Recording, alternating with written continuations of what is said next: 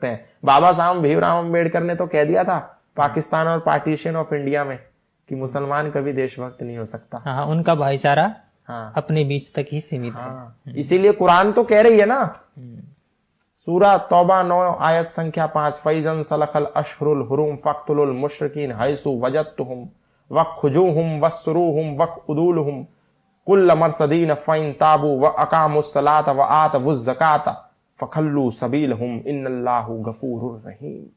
इन काफिरों को जहां कहीं पाओ वहां कत्ल कर दो, इनकी घात में बैठो, और जब ये नमाज कायम कर ले तो इनको छोड़ दो, बख्श दो।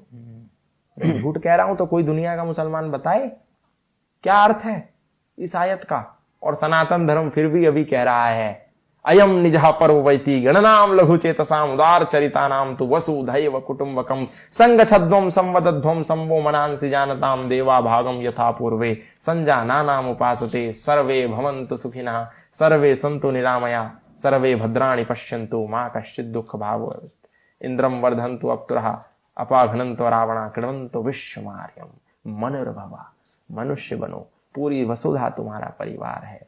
और वहां वो क्या कह रहे हैं कि जो काफिर है, जो अल्लाह को नहीं मानता, जो मोहम्मद साहब को नहीं मानता, जो कुरान पर ईमान नहीं लाता, उसको जहां कहीं पाओ वहां कत्ल कर दो। चाहे वो इंसानियत वाला है, चाहे वो सत्य पर चलता है, चाहे वो प्रेम, न्याय, सदाचार, नीति, इन चीजों पर भी चलता है, परंतु क्योंकि वो अल्लाह ताला को नहीं मानता, वो मोहम्मद साहब को नहीं मानता, वो कुरान को नहीं मानता, इसलिए उसको इस दुनिया में रहने का कोई अधिकार नहीं है। यदि वो बचना चाहता है तो अल्लाह पर ईमान ले आए और नमाज कायम कर ले तो उसको बख्श देगा अल्लाह। और ये बात मैं कोई झूठ नहीं कह रहा हूं, वो तो प्रतिदिन 5 बार अपनी मस्जिदों से ये ऐलान करते हैं ला इलाहा इल्लल्लाह मुहम्मदुर रसूलुल्लाह अशहदु अल्ला इलाहा इल्लल्लाह व अशहदु अन मुहम्मदन अब्दुहु व रसूलुहु। अल्लाह के सिवा कोई इबादत करने योग्य नहीं है और मोहम्मद के सिवा और कोई रसूल नहीं है।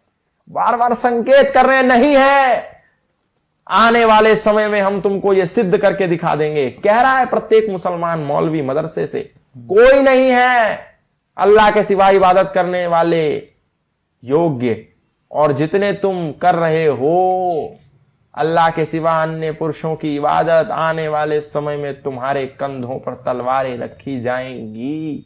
जब हमारी संख्या बढ़ेगी तो तुम्हें काट कर यहां से भगाया जाएगा, जैसे तुम्हें पाकिस्तान से भगाया गया, जैसे तुम्हें कश्मीर से भगाया गया, जैसे तुम्हें अफगानिस्तान से भगाया गया, जैसे आज भी तुम्हें दुनिया के विभिन्न देशों में आग लगती दिखाई दे रही है, ऐसी आग लगेगी बंगाल में भी लगेगी, ऐसी आग उत्तर प्रदेश में भी लगेगी, ऐसी आग नूह में लगी उसका प्रमाण हमने अभी देख ही लिया। और ऐसी आग भारत के 10 उन राज्यों में जहां सनातनी अल्पसंख्यक हैं वहां रोज लग रही है। वो इन मीडिया चैनल वालों को नहीं दिखाई दे रही, क्योंकि मीडिया चैनल वाले अभी केवल और केवल एक चीज पर केंद्रित हैं, वो है राम मंदिर।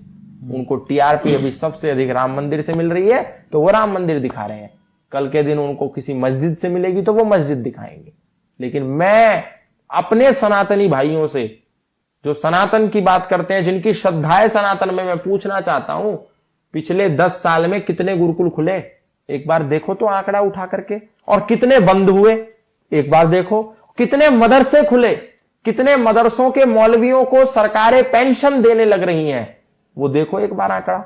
मदरसों की संख्या ऐसे ऊपर जा रही है और गुरुकुल जो खुले हुए थे वो भी बंद हो रहे हैं। दुर्भाग्य है कि नहीं इस देश का? ऐसे बनेगा हिंदू राष्ट्र? उनकी संख्या कायम हो रही है।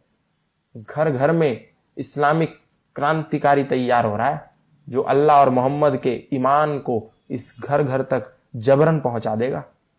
प्यार से नहीं मानोगे तो तलवार से मानोगे। मानता हूं कुरान में बहुत सारी काम की बातें हैं, लेकिन ये भी कहना पड़ेगा कि बाकी जो हैं वो सब खुरापाते हैं। गौतम जी की बात सुन के न केवल गौतम जी की नींद उड़े बल्कि सनातनियों के भी उड़े। अभी पर आपको बहुत सारे लोग गाली देंगे, आपने मुझे बुला लिया। बहुत सिरोधार्य है।